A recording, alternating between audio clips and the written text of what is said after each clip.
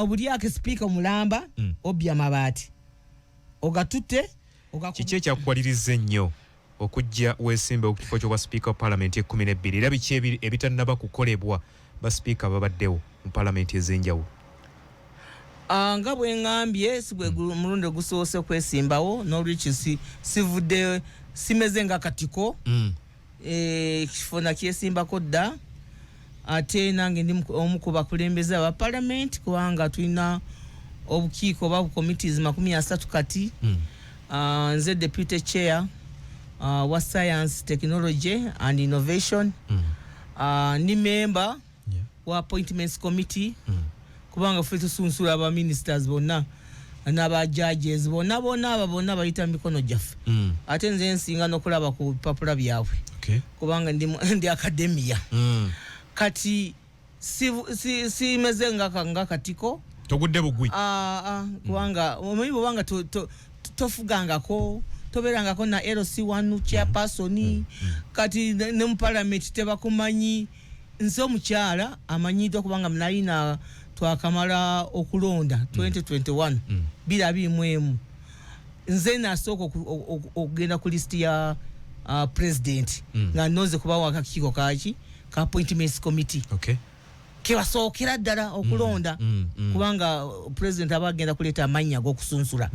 kati okunteeka ku kakiiko ako kitegeeza ki yakulabamu ekinyusi nnyo n'olwekyo yandaba nti omukazi ono asaanira kubeera ku kakiiko kano so n'olwekyo nembeera mu parliament ndi leader wandi mukulembeze byendabye emyaka 5 kubanga tusigaze omwezi oba gumu parliament egweko ndabye ebintu ebibadde mu ekisanja kino kye-11 nga binyiiza nakugambye nesimbako luli kubanga nawulira nga Jacob yafa nenkaaba nnyo nengamba kati mukwano gwange afudde kike kigenda okuddirira naye simanyi nti bagenda kwambusa omukyalo ono ayali kubanga namunonyeza n'akalulu Anita Mongo nze nanoonya n'akalulu ke aka deputy speaker gwe wali campaign manager kubanga twalina teams 2 Jacob ng'atambula nani ne Anita era tiimu yaffe twagiyitanga Joanita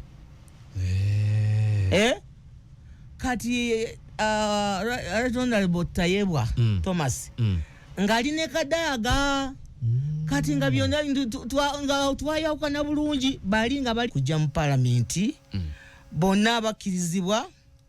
okwesimbawo nga bafulaga bearers ababendera ba NRM mu bifo ebyo bibiri ebya speaker oba deputy speaker kawaya kokubiri member yenna oba member wa flaga bearer nabangaze mu parliament nga yagala kwesimbawo ku bifo ebyo speaker ne deputy speaker ajja kuteekangamu okusaba kwe mu buwandiike nga wandikira chairperson owa NRM Electoral Commission. Kawaida kokusatu kagamba ka Central Executive Committee ke tuita seki kajja kulaba nga amannya agabana banga bataddemu nga balazo okusaba kwabwe ne batunula abasabye ku ebifo ebibiri basembe recommend basembe abo kwabo abana katugambe basabye nga abantu 5 bajja kusala bagambe batuweze amanya nga 3 oba abatano bona tubatwale mu caucus bajja kusemba nga abantu abo ku bifo ebyo nga babasemba ku kakiiko kali akafa ka NRM parliamentary caucus akajjuddemu ababaka abalondeddwa nga bajja under NRM ticket si ba independence abo tebaliimu nawe bibasigning ebyabwe tetusibitegeera olina kubanga wajja ngoli wa NRM akawali okakokuna chairperson wa Electoral Commission yoyo Tanga Odoi ajja kubanga ajja kusalangawo obudde edda olunaku obudde n'ekifo wetugenda okuwandisibwa abasaze okola ki okwesimbawo ate kwebyo ebifo ebibiri kati akasembayo kusinza ku akawaayiro k'okuna electoral commission chairperson wa electoral commission ajja kuyita caucus ababaka balonde be banaaba abaseke banaaba basunsuddemu ku bifo bino ebibiri. Okay. Kakati ge mateeka agaffe agatufuga mu NRM gali wana katabo we kali ku kulonda abanavuganya kuba speaker. Aha, kati we nkugambira awo nti Seeki yakola ensobi batulonda nga 15 January. Ebbaluwa eno gyentambula nayo egamba ennaku z'omwezi 20 kwa nja kuwako ne copy nga 2 February nga Seeki etuula tebatulonze nga 15 yes January ate njala kujukizaako omukyalo ono n'ensobi endala NRM gye yakola eriwa omukyala kumukkiriza kufuka Seeki member nayo nsobi yamaanyi etya already tulina presidency zaffe ompulira bulungi mukwano nti speaker ajja kusavinganga deputy myaka ebisanja ebi speaker ebisanja ebi already bwebanga bagoberera presidency gye boogerako baba manyi mu butereevu ongeri gyono gyasinza akalulu oba yakasinga atya nayo ndooza nabi mwabiraba kubanga ne sub percentage sigimanyi nezizawusize ziyafunda sizimanyi naye mwamanya kubanga ebyuma byafa electoral commission ebyuma byafa nga bamaze okunominatinga Anita abala tebaba wandiisa kati oyo simukakasa toba yawangula akakiiko kamulangirira nga ebyuma nga bimaze okufa kakati ekitu tubivuddeko ebbaluwa efuluma nga 2 February presidency egamba bali bakimanyi nti anga 2 February tumaze okulonda nga bakimanyi Anita Among ayiseewo kati bwobanga omaze okuyisawo oyiseewo atya naye nga ayiseewo bamulangiridde yani ye mukyala wa Bukedeya so bali bakimanyi butereevu nti agenda kufuuka ki speaker kati twasooka nakaliwa Kaseeki oba akababaka twasooka nabuliwa sikyajjukira twasooka Kaseeki ne tulyoka tugenda mu kababaka twasooka Kaseeki soke tuki aiti banakutulonda twali twakava mu kamyufu kammwe akalimu eŋŋumi embooko n'ebirala tugenda okubalabanga muli kololo mulonda Seeki nituka tugenda ekitegeeza kamyufu twali tukamaze nga Anita ye flaga bearer owa Bukedeya umane mpi Bukedeya NRM yes tali teyali ani opposite kati ensobi gyengamba yiino bw'obanga okimanyi oli agenda kufuuka speaker kati lwaki omukkiriza n'afuuka Seeki member kubanga akakiiko kano aka Seeki ke kafuga ekibiina kyaffe ate bwe baga kaagala speaker nga balina ensonga ze baagala okwogera naye kalina obuyinza kubanga bayita abantu nti jangu otunnyonnyole ebyokola mu parliament tubitegeera kakati tosobola kuba speaker ate at the same time noba Seeki member ate ye yakozesanga ekigambo kino pozi ya second vice chairperson nti Kadaga right honorable Kadaga naye yali speaker na ate nga ali kakati omukyalo ono tamanyi history y'ekibiina Kadaga yajja atya okubeera Seeki member ate naba ne speaker takimanyi kubanga Kadaga bagenda okulaba nga tulina first deputy vice chair ye Haji Musa Kigongo ndoza kati engejja mukya Kadaga yali gender sensitive na imuso omukono ntabange waliwo ensobi wano ng'olabira ddala ebifo ebisinga bigenda kubamu nga basajja tulina okufuna gunda omukazi naye abeere ki abeere vice abeere mu Seeki kakato omutaka ono byakozesa hakasita abavandisi speaker nsobola okubeera sek member yakifuuka automatic nti speaker atula buterevu ku sek ku lukiiko kacate eyo nsobi yasookera ddala ne bamukkiriza ali speaker ali sek member ati kakati olaba kati ne balua ya 20 mu February ali member of seki yomu kubasalawo katoza bamujjamu bagamba fuluma kane ebaluwa oli seki member ati wa manyi no national si wa region kati bakuteesako nyabo go oyagala kufuka speaker erinya balitwale mbokokazi ate go yimba go kubengoma kati ebyo biki ona debo bino byotakkiriziganya nabyo besikiza nabyo waliwo conflict of interest elect kibina kya NRM in fact twagala no constitution tugichuse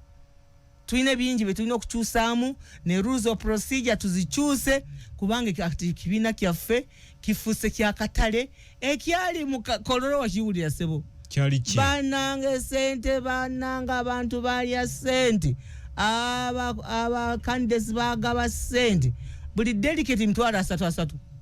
buli delegate yafunanga mtwala aga 3 ani yaziba wanga anita ba agency bay sesi byakuwayiriza obinako obujulizi webireera negundi ne right honorable Kadaga bambi wali na kakiripu wekali yagamba kino takirabangako nti party ya NRM efuse katale ko wino twaite tulabanga sente ezo mu myaka ejo egibaddewo nga seke ebifu bifuse byaki byakugula byakusobola kati party yonna eyononese efuse ya sente efuse ya gula buguzi kati bambi right honorable Kadaga ne byayogera byonna buli omuta tamuwulira naye bali bimanya oluvanyuma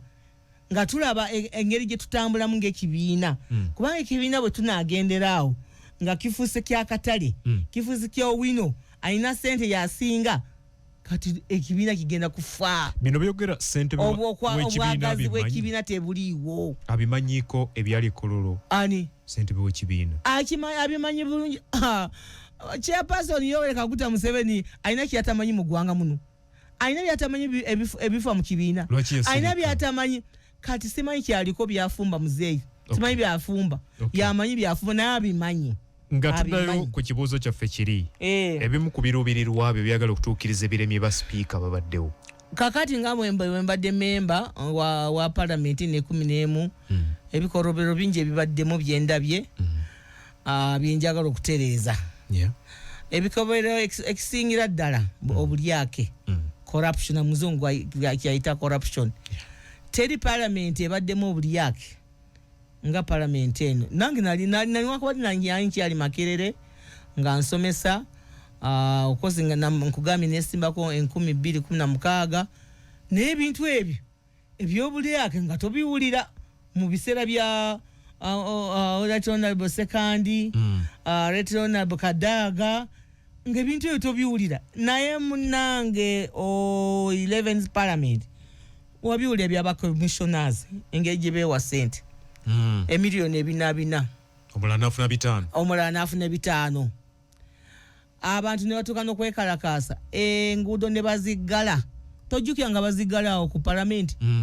abantu ne beeyambula uli abakyala beeyambulira ku parliament nga beekalakasa nibagamba parliament mututamye bali beekalakasa nti kubanga twayisa biro byesiyaga bali beekalakasa obulyake enguudo ne bazisiba abantu ne babonaabona ne beeyambula 4 ne babirya 5 ne babirya nze ndi omu ku abo ayasayininga report ya exhibition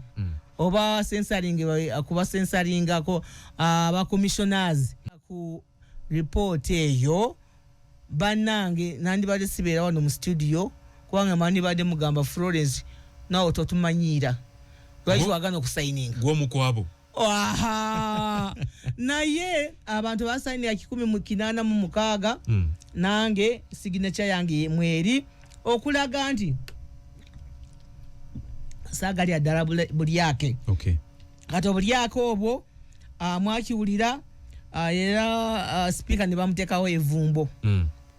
teri kutambula America teri genda UK ne Dubai ne Dubai bamugana olweteekero limwayisa lwa bulyake eriteeka mu liveeko balikozesa bukozesa omukazi ono temwabuteekako evumbo kubanga twayisa ate Dubai bibakwatirako wa bali bawalabu evumbo gye bamuteekako yaki ya bulyake ndi yalakozesa sente ez'omuyi w'omusolo nga zikozesa bubi so ne bamuteekako envumbo ne bagamba mukyala gwe oli mulyake nnyo ojjukira ne UK embassy bwe yagamba ayina ennyumba ebungereza gy'ataateeka mu leadership code teyadeclaringa ngu ayina ki mu kuwandika kubanga omukulembeze yenna oteekamu ebintu byolina obugagga bw'olina naye ebintu ebimu by'obugagga teyabiteekamu era UK neevaayo ndoza mwabiwulira UK negamba alimba ayina ennyumba nebibuliraawo naye muzeeyi abimanyi byonna n'olwekyo obulyake bungi ku bribing abalonzi bingi byenina amabaati omukulembeze naye yali amabaati banange mukazi wati bamuwadde emyaka emeka Agnes Nandutu ng'olabye banaye bakusalidde emyaka ena iza kuwa sente obazaawo ayina ogendereyo ddala agenda mu kkomera n'emyaka 10 nga talina ofiisi ya gavumenti yonna gy'atuulamu kati oyo ekituufu yasobya naye si ye yekka njogera bwe nti bangi abali ku nsonga y'amabaati ne Anita Among ali omu ku abo abakola ki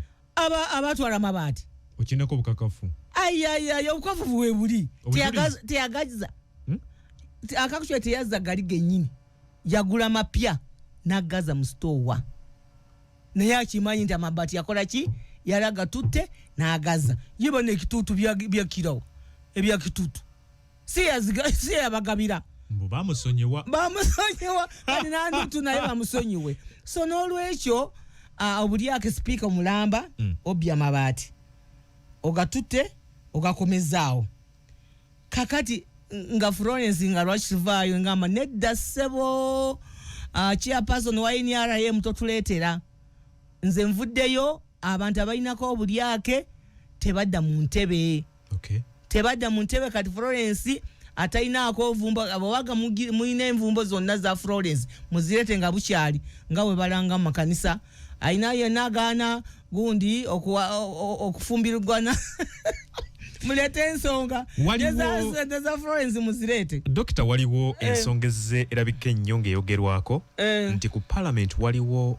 akabonda akawuzika ssente oluba manerenda ku Parliament okalimu oba okamanyiiko nze nina kampuni yange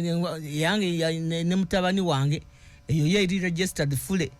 naye nze aba MPs ekyali mpya kampuni mpya naye ebyawo ebiri awo ebiri mu Parliament mpulira ne sipiika naye mwali ayina nako akabondo ke bamanene nabo bonna bali mpulira temukoota mpulira so mpulira abantu business eriawo mu Parliament nze sibitegeera ebyabakozi barecruiting abakozi nga tebalina na obuyigirize bali abo bajjudde ndabakozi basinga n'aba MPs mwatu obungi bayinza okuba nga bawera oba 13 tebereza abakola ku Parliament basinga n'aba MPs nga bajja mu makubo ki mwali mulabyeko nga batadde advert mu New Vision oba mu Daily Monitor oba mu Bukedde ntowange Parliament waliwo emirimu gyetaagibwa mutekemu okusaba sikirabangako tewali kati abakozi abo bonna bajja batya bangi okusinga ababaka bangi nnyo kakati Florence Dr. Asime Florence agenda kujja ayere Parliament buli omu yennyonnyoleka ngeri ye yajja ambuli kyakola kubanga abakozi abo bonna tetubeetaaga esente kuonoona bwonoonya esente za muwi wa busolo twagala kumanya qualification zo okola ki ye human resource manager atubulire parliament twetaaga bakozi bameka ate bagenda kukola ki siku mara galeta Oluganda abako n'emikwano bonna bajjule mu parliament banji nnyonnyonyo bali omunzi simaye banyina kuba amanya ndaba nga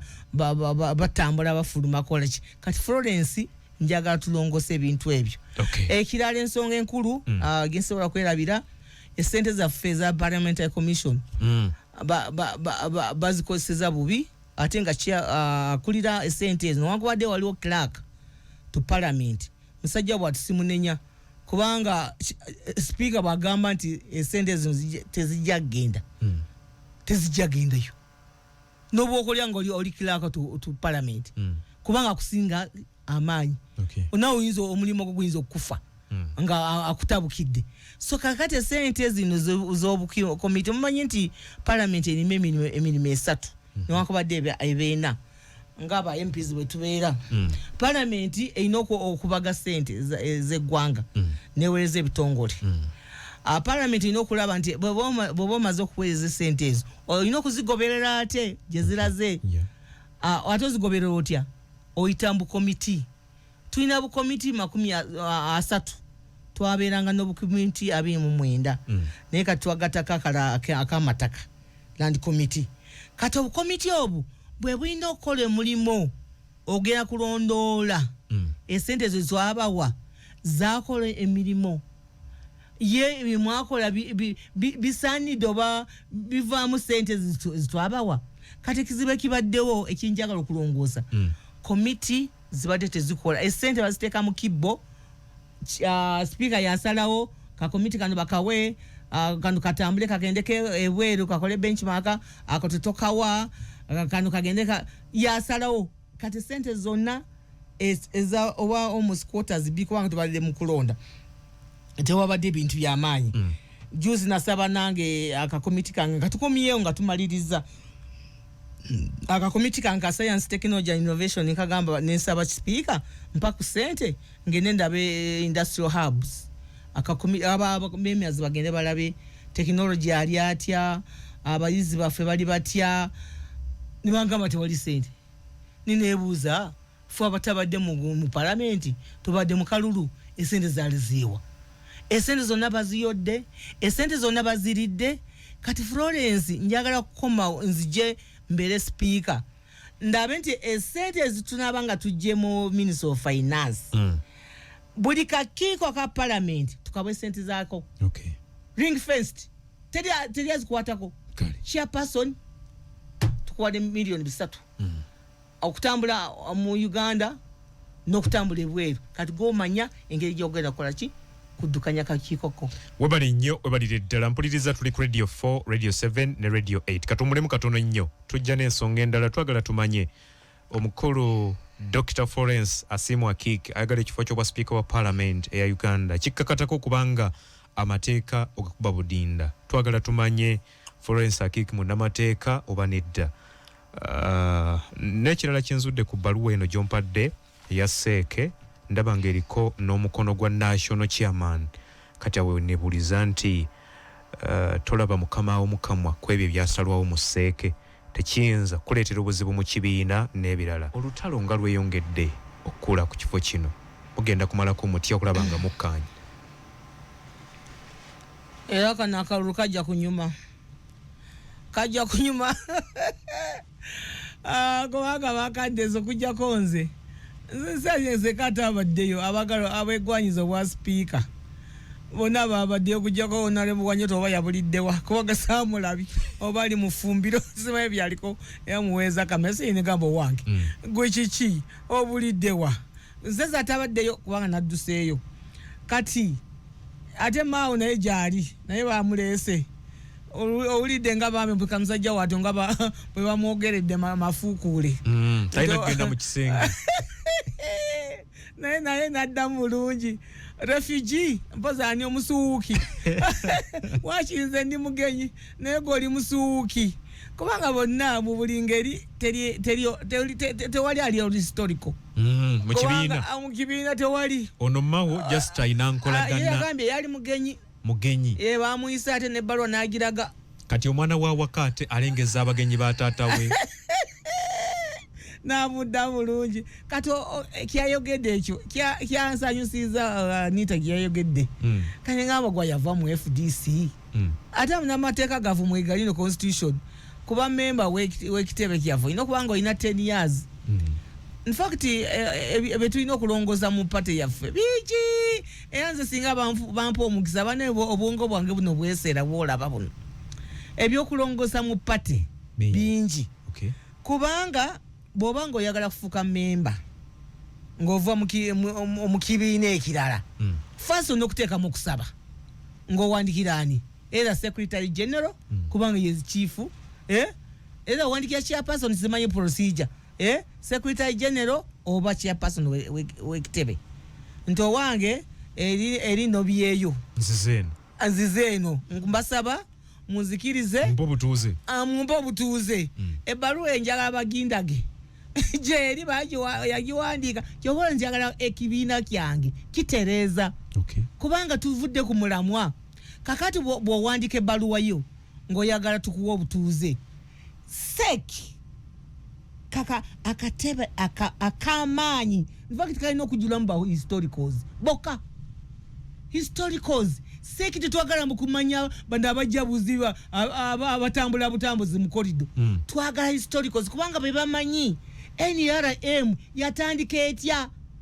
abafira mu nsiko tuteekemu abantu abatandika ekintu kati bajje bakusunsule nti se nyabo oyagala kufuuka memba wa NRM katusooke tukunonjolezeeko ne kino abakulu mu NRM bakimanyi era amateeka bye baagakola bagagoberedde right Rebecca Litwala Kadaga yakyogera mu kiseera ekyokulonda SEC committee nga mu kulonda ba SEC member yakyogera nnyo era yakyesibako nnyo yes nti Honorable Anita Amongo yali tagwanidde kulabikira ku ballot paper naye abakulu bakiwulira tewali kye bakikola kati bakiwulire kati kamba bagenda kikola ku luno kanga nkugambe Florence baba nga banjagala njaga tutereze ekibiina tulina okitereeza kubanga amateeka tugavuddeko obo albalage ebbaluwa Anita gye yawandiika ng'asaba obutuuze mu kitebe kyaffe bagimpe bagindage then baweereze ne minutes Seeke we yatuulira nekkiriza Anita afuke memba wa NRM kubanga gemitendera emirungi egirambike egikolaga nti ekibiina kiri kuturaka so tuleme kulaba nti buli omu ajja kakati nga Honorable Nsibambi ndatunulira nenga abatufudde nagenda kulaba wali SG atudde wali Anita aleesa omugenyi bamwambaziza esaati amangu ago nemunyumira nnyo nengamba kati bonnange pati etuuse ku kino okwambala saati ya NRM kitegeeza ofuuse wa kibiina Nsibambi yataddemu ebbaluwa bagindage yataddemu ebbaluwa esaba ye bali batuleetera ebidibye kubanga nani badde nsanyuka nga Nsibambi ali honorable member nga bamulonda n'agamba omwaka kuba bakukiza okurosinga ekibiina kuva mu kino n'odda mu kiri omwaka ogusembayo n'ava eri n'agamba banange nze mbadde eri nzize mu NRM awo nandikubye engalo niye amaze okugwa kati baleese ebidibye nti kakati Anita ngo tumusanyike tumukubire engalo ng'ali mu mobilization atuleta abagudde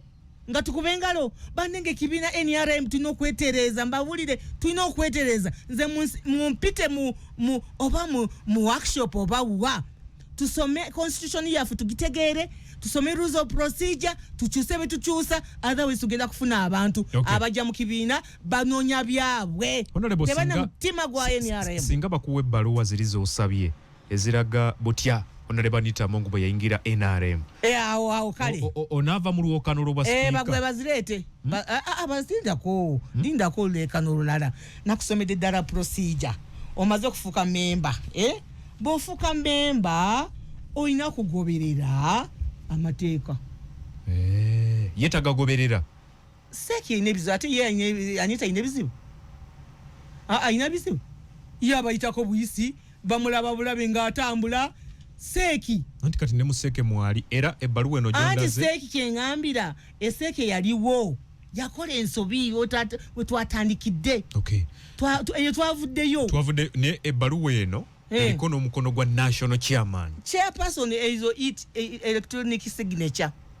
olaba n'ebbaluwa eyo eyinako grammatical error nze nganza yasoma amaking ebintu by'aba students be Makerere University nasooka nga nendaba SAO ngeri gyowandiise n'oluzungu lwo awe natandikiranga n'okuwa max kati olaba resolution of 8th meeting of the 5th Central Executive Committee SEC of the NATT oba kigambo kikino national waliwo ti mirundi ebiri sooka okisome bulungi national ti teri emu kiri dabo natititional wano wenda bawatadde mark emyufu ekigambo kisoma natititional resistance movement kati chairperson waffe ne bamusigning eno signature bagijja ku computer eno ekitegeeza yiye eri ku computer naye teri original muzeti yandibadde akkiriza n'asaniika ekibaluwa kino ekina omanyi katono baba nga ayagala kuyiwa okola mistake eri eswaza n'okuswaza ekibiina kakati batuswaza ku heading kwennyini kubakola ensobi koka computer yaabwe terina na spell check ampuliriza ebbaluwa gye twogerako yesemba egambibwa okuba nti yesemba Speaker Anita Amongo ejjuddemu grammatical error no signikisa muzeeyi chairperson musajja wati signature bagijja ku computer ne secretary general teri original naye ngeri ku computer kubanga tuli mudigo omanyi ndi member wa science and technology ndi deputy chair kati ne bakiteeka wali ne balyoka bakitambuza kakati ebbaluwa eno bagitambuza bannanga abantu kati oli alina aba agency bo basiba bannange kiwedde tubasinze bame tukiwedde lwalogaloge kati ebbaluwa ne bagisoma na bubi omanyi butamanya okusoma banne enkibi nnyo ebbaluwa egamba amanya bajaga forwardinga ebbaluwa tugisomi bajaga weerezawa mu kokasi tebagamba omuntu bali a difference waliwo enjawulo endorsement recommendation okusemba ne forwarding waliwo endorsement kiba kitegeeza si mu Luganda nti akakasiddwa endorsement ne bateekako ne stamp oyo gwe tuli emabeggawe ani ayendosinga ekokasi Siseki ende chairman yakyogedde bulungi yagambye ffe tetuli balonzi Seeki si yeelonda ababaka abakokasi be balonda Seeko buvunanyizibwayo mu kino ki buliwa okutunda ku mannya bwabanga nga tumaze okuteekamu amannya gaffe nga Dr. Otango Doyaze agambye muteekamu amannya kati nakola listing we are applying like ngo bosaba omulimo osaba omulimo gwaki gwa speaker notekamu ebbaluwa yo in writing obinabikusomedde nze Florence mu female emyaka bwekiti noteka kwege nsaba ekifo kye bwa speaker kati Seeki netuula abasabye ba members bameka 20 hatubayite otyo tubayite bajje bakole ki batubulire biki bagenda okukola mu parliament nga ba speaker aba deputy ne batuyita omwomu olwo tuli ku interview tebereza tuli ku interview Anita naye ali Seeki member bino byanange bino ampuliriza tuli ku radio 4 radio 7 ne radio 8 tugenda maaso n'okwogera ku kifo ky'obwa speaker wa parliament ebbaluwa ereese obuzibu yeeyo egambye okuba nti yava mu SEC nesemba speaker aliko Anita Among okuddamu okubeera okwesimbawo ku kifo kya speaker wa parliament e12 SEC egamba ebbaluwa egamba nti yasemba Anita Among ne tayebwa omukulu gwenda mu studios wano Dr. Florence Akik asiimu agiwakanya gambe baluwa teyaliyo ate n'ebigirimu nabyo abiwakanya. Seeke si yesalawo kwani ateekeddwa okwesimbawo kuba speaker ku side ya NRM. Caucus yesalawo. Seeke eweereza mannya timulonde mu abo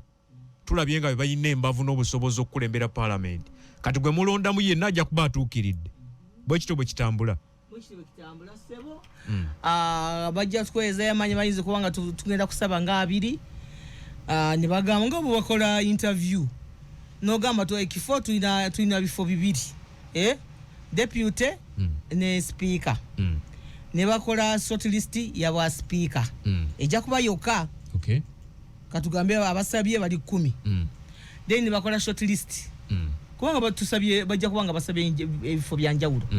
ne bakola short list ayaba deputy speaker Kaseki ne salawo nti bwe bamusabye 10 kusinza ku bwe mwayogedde ngeri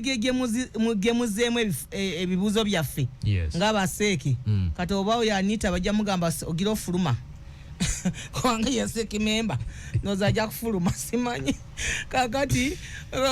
muddemu engeri gyemuzeemu ebibuuzo byaffe bye tubabuuzizza tusazeewo abantu 5 oba 6 bye tugenda okusindika mu caucus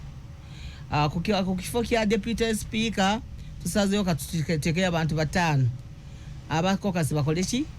kati bwe tutuuka bali ekyaliwo baami mu 2021 nzijukira honorable Lwako Jorobina wayesimba nani nafuna obululu 2 nomula ne tuteeka ne ballot papers ne zibeerawo abantu ne bagira ne balonda twalonda kukyekubwa twalonda kuba triple A bade nerabide kuba Anita lulibo namunonyeza akalulu aka deputy waliwo okulonda Anita nga yesimbyo nani nati netayebwa netulonda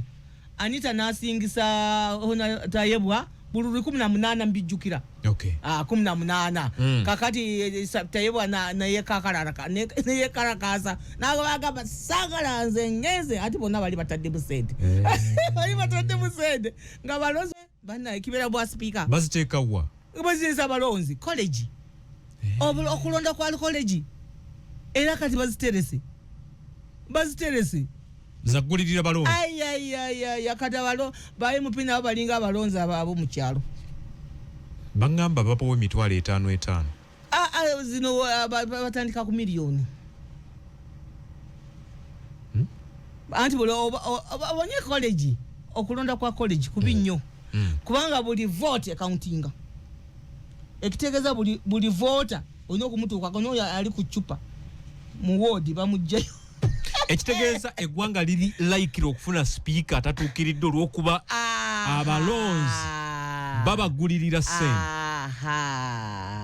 era kyemanye batandise dde okuzinonya nze nabagambye nze sizirina owulira sebo mwami bondoreita Kagongo nze nabagambye ba MP sigenda kubawa n'olwataano atalina ssente tafumita lindazi bwe bagamba akati njaga kubuulira nze sigenda bawa ne soda chupa ya soda ndi bagamba kugaba ddala MP omulamba oli wa bbeeyi ogenda kufuna omusaala bajja kubanga bakyata batulaiza bwe bati papa nga bakuteeka ku payroll era bagenda kufuna half of May bagenda kufuna musaala babateekeko ensende za motoka milioni alulidde simanyi 315 binawulidde bagenda kuwa sente za motoka kati ddala nze Dr. Sime Florence nga lwaki nkugula oli wa bbeeyi ogenda kufuna milioni 3 oteeko n'omusaala gwo ne kakati kati banka zigabira aba MP newankubadde n'abawandikira luli nengamba mugyeyo busente butono banga muli bubi nnyo mugyeyo butono temugjayo nyingi kubanga mujja kuweyumunamali ekisanja mujja kubanga muli nga temulina sente mukolera looni mukolera looni era n'abawandikira n'okujjako omukutu ogwo banzijjako kubanga nali mpabula abapya ne banzijjako ku mukutu ogwo olw'okuwabula abapya nga babulira ebibadde ne mu 11th parliament banzijjako bolaba abo baba manyi nga ngenda kubulira abapya ate babangi omanyi kati mwami ngogwe kikizibu kitulina abakadde abasinga tebakomyewo kati abasinga bapya kati diri nga naba fresha nga bwe nali Makerere fresha badogo musango ali Makerere nesutukesize wedo abuza mpoze mere Stewart yewa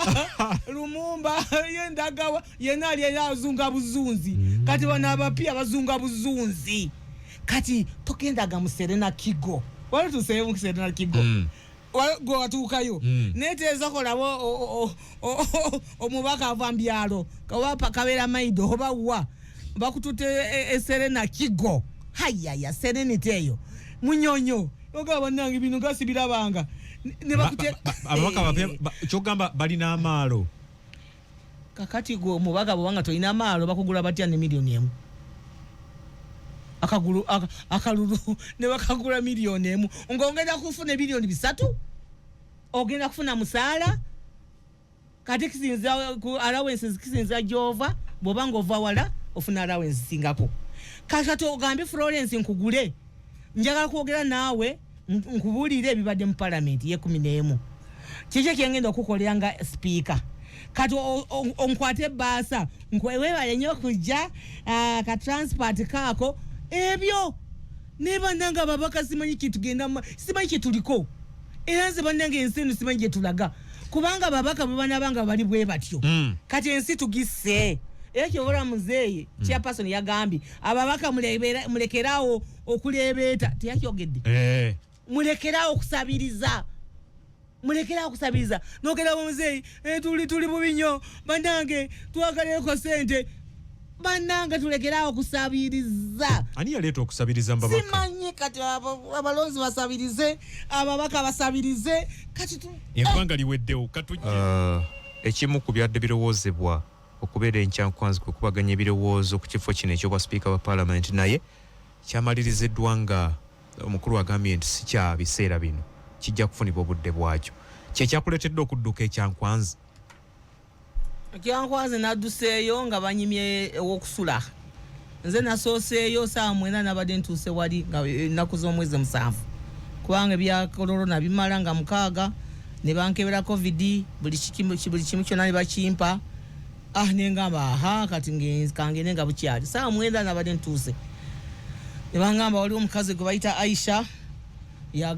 yagenda okulaga gy'ogenda okusula nga noonya Aisha mulabako ali azunga buzunzi ava mu block endala addamu eno ngalinga kwegamba boss ali awo yagaba ebisulo n'obutanda nga wakitalo ningamba nyabo Aisha njagala room nantwaleyo musankara nangamba room yakusula mu bantu bana ne mugamba kukimanyi nze speaker addako yo manyi nze Dr. Asime Florence speaker addako ntebe tebinkwatako room y'abantu bana kati ngeri gwosoose fune kisumuluzo kikwate ononya abasatu bonosula nabo oba tujja kuwa abakyala abasatu ningamba Aisha kyoyogera okutegeera okimanyi kikyendi ngenze sijja kudda wano ngenze kati Kampala kakati we nabadde nfuluma nga ndi ku gate nesanga onkulu honorable Mao we namusangidde ndoza kakatamike mulaba katambula kati namusaze nga waliwo amujjako interview nembalindako kubanga nabadde mwetaaga bwe yamaliriza interview ye nemwita honorable Mao jangu wano nkubulire ebizibu byange nze nekarakasiza nzizeeyo kubanga banyimye rumu bantadde mu bantu bana kwekwe kuungama yagumikizaako omukulu ajja tadwonga ajja kujja ne mugamba nze ngenze sijja bigumikiriza bino akati nembagamba bwemunaafuna room egenda mu incoming speaker mujja kumpita kati nenvaayo naye ngenda gendayo kubanga kiyamanya abamu ndowooza abavuddeyo za bayinza okumala ennaku ezo zonna kati mbagambye banonyeze room ngenda kuddayo ku Monday noonya akalulu njogere n'abo abapya benkugambye abafresha ali abafresha simanyi munsaasire kubanga bo baagala kubagrilinga kubanga bapya bali awo amaddu mangi olaba babayitawo no juice ku breakfast bayina enjala kati babayise ku breakfast banzijako n'okumukutu kuba naye mbavuma bagenda bakola omukutu nga tugenda mu lunaku lw'abakyala 8th March kakati omutaka anoonya akaloto mumanyi oyo muyayi waffe ng'abayita bane mujje munywe ku caayi ne mbabuuza abantu ababaka be muyise ba 12 parliament bajja batya mu nyumba yaffe ffe tukyaliwo kiringa okuleeta omukazi omupya mu nyumba mukyala nga omukulu mwali nga bujozi bwangiri ki olwokuba yagambye nti ngenda kunoba n'oleetawo omukazi nga tanaba nagenda nembavuma nevuma mbaga Florence otumanyira nembagamba kyemukola kifu ate ne clerk to parliament Adolf naye akola nsobi kubanga oli yamugamba fundinga ofundinga otya pala omubaka nga talina mu budget yaffe banzijako ku mukutu baga kikazi kino kitumanya katukijjeko mbadde ndowooza nti ekyankwanza ebintu byateekebwateekebwa bulungi buli omu asula tebateekateeka bulungi era nze nvuddeyo kugamba nti omanyi pagundi National Leadership Institute eri ku wansi wa President's Office ate tugibwa sente tubawa sente kati nagambye chairperson budget aba President's Office banaba balese ndoza bamala da police the ministerial policy statement ne bakya tuja kulongoza izo ama budget zona tuzigatte kati njagala chairperson budget alabe nti National Leadership Institute babongere sente ne tubate tubawa sente batuzimbire room tebasobola kutyobola ekitiibwa kya MP n'omusuza ku budeeka awalampe ng'osuubira Dr. Sime Florence ngenda kuwalampa kadeeka kali basula ku budeeka budeeka bulimu bubiri ekyankwanzi tufudde budeeka bubiri be bantu abananyisebo nengamba mwe MP mukimanye okufuka MP kade naku zino ngawe kiri ekizibu bakimanye omuliro gwe tuyiseemu kyabbeeyi bamanyi sente zenateekamu MP abali ekyankwanzi basula ku budeeka okuva ne bagenze bali eyo tebamanyi nakwekalakasa kanize nekalakasa on their behalf tebamanyi beeyi yabo kubanga singa nabadde bo nandibadde ngamba nali sore tetugenda kusaba bwe tuti tuze Kampala ne befaako kubanga babanga rooms tezimala lwaki tuyita n'ekirala abandi badde bakozesa aba MPs abakomyewo ne bagenda ne balambula tulabe rooms eziriyo tulabe abannaffe kubanga abundimu abakadde nganzi badde bagamba tugende week before katugende tulambule naali amutesitesi alambule embeera nga bweri alabe embeera nga bweri nga tetunaleeta ababaka wano tebakikola ebintu byonna babirekedde secretariat bali awo befula nga ab'ekitalo bali awo tebamanyi kunoonya kalolo ekitegeeza bali awo befula ab'ekitalo ne batubonyaabonya kati abamu bali mu dormitory oza bano abali mu ddeeka kalekaleko abali abana kati waliwo omanyi dormitory ez'amasomero bali eyo anti era liri ssomero banguliro tendekero ly'obukulembeze nti MP agenda kubangulwa biki essomero lyonna lirina okubeera ne hostel ebisulu ate essomero libaamu ddeeka olwa space okuba nti temusobola kubeera bino bitanda byemazongoto amasomero waliwo amasomero sebo nawo galimu ebika galimu international galimu ga local UPE kati eryamwe ligwawa eryekyankwanzi USE kakati ndoza batutadde mu UPE USE bafuse ba USE webalire ddala honorable okutubulira ku biri ekyankwanzi kyewuunyisa nti waliyo ddeeka basula bana mulumu abamu ngamye bali mu doomu bali abantu 5 simanyi na waliyo yankubidde ekifaananyi nkirina ng'eddomitry eryawo nengamba omubaka ayalondebwa abantu abamu balina PhD bamasters baequivalent nabo gye bali abo tebafaayo naye n'olyoka n'oteeka mu dormitory byewuunyisa ddala nabagambye nedda ebyennaku bisekerwa bamanye sente zinateeka mu kujja kufuka member of parliament yesebu okimanya omubaka wa NRM awere ine sente za contributing mu kibiina iPod walogiwuliddeko interparty dialogue kubanga aba NRM tuli bangi mu parliament kati Minister of Finance through electoral yesende bazisindika ndoza mu electoral commission efuna sente nyingi NRM ng'ekibiina kifuna sente nyingi kati bagamba president's office bawanga temugiwadde sente ekibiina kikwate billion nga billion oba 3 bazitwale nali bazimbe rooms zaba MPs kubanga nze buli mwaka ncontributing a million 7 ku 10 financial year kakandi kubangenda kumala kikisanja kyange ncontributing nze million 3.5 oba 5 ni 5 years mweze sente basa kunzimbira ka room kengenda kusulamu n'omulaka alisulamu balebe kusuzanga siri USE siri UPE n'olwekyo aba MP bali honorables kati iPod NRM bwanga temuntu w'essente tuziyeze nali ne president's office etekeyo 2031 banange batunabanga nali tekyusiddwa ba MPs mu baveko ko batwalayo batutwale wali ku resort Entebbe resort rooms nyingi wali Entebbe wali yetuba tugenda ne tusula